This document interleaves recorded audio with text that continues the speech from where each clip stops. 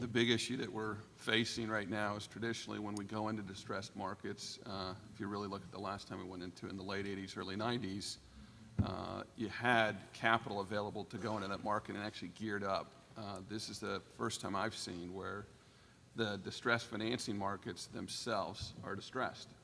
And that really is guys that are either closing up shop, winding down, or refocusing away because there's other areas with much lower risk and much greater return. So from our perspective, what's driving that? And a big part of that is the secondary market today.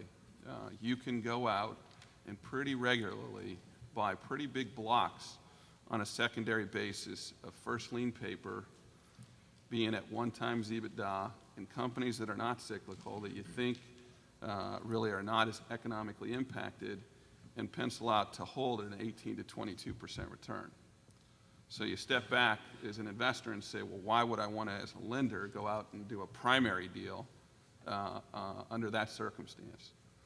Our view is a little bit different, is that you may feel great about that secondary deal, but you can't do any diligence.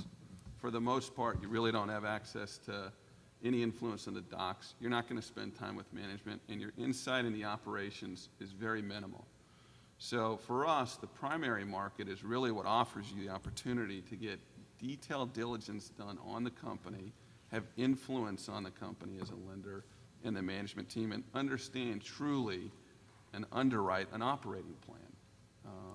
However, the vast majority of the market right now not only believes that the secondary way is to go, but they want a significant premium if they're going to take the risk of the primary market, and then take it one step further that it's actually a troubled, distressed company.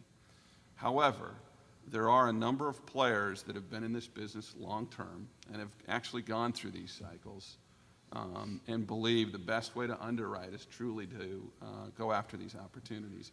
But they're very unique structures, and they play off a lot of the same themes of how the equity community is partnering with the groups that are in the current deal. And a big structure that we seem to be finding great receptivity to is what we call last out participation. And that really is where you've got an existing group that has really underwritten the deal. It's completely underperformed, but there's a lot of assets in here that no one seemed to focus on early on. This was really very much a cash flow oriented focus. There was great enterprise value. But now it's started to turn, and now everyone's focused on assets and how to get out. And so a lot of the structures migrated to more of an asset-based approach. And what we found is there is a whole series of assets that most lenders don't want to touch. And those are the longer-term assets that are very difficult to understand.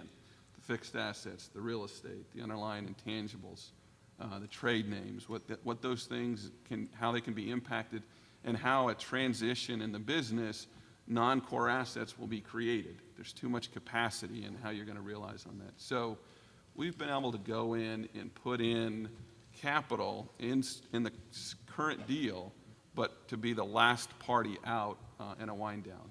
What that does for the existing group is it gets them closer to what the collateral position they'd like to be in. It frees up capital for the company to definitively operate in an environment under its plan. And at the same time, it lets you not have to deal with the back part of the capital structure right away if you need to move quick, at the same time if you need to expand.